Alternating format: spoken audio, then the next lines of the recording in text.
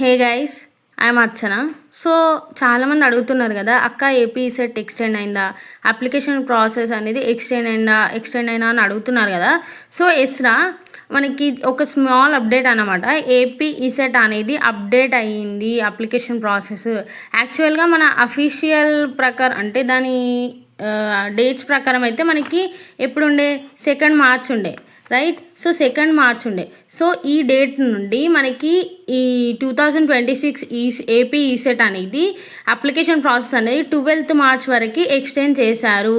Without any late fee, you can consider here, without any late fees అంటే ఏం fee pay చేయకుండా నార్మల్గానే ఎప్పటి వరకు 12th మార్చ్ 2026 వరకు 12th మార్చ్ వరకు మనకైతే అప్లికేషన్ అంటే మీరు అప్పటి వరకు కూడా అప్లికేషన్స్ చేసుకోవచ్చు. So just go then and immediately complete your ప్రాసెస్లా.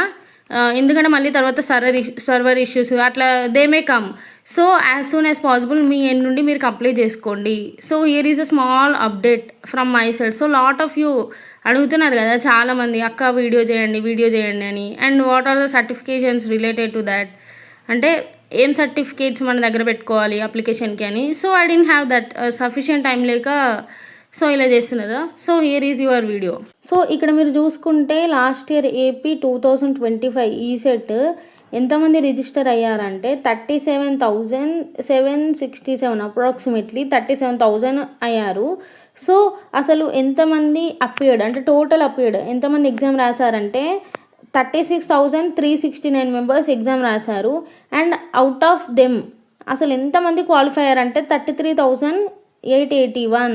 So ఇంతమంది క్వాలిఫై అయ్యారు ఏపీ సెట్లో. సో ద పాస్ రేట్ వచ్చేసి 93.26%. సో ఇంత పర్సంటేజ్ ఉందన్నమాట.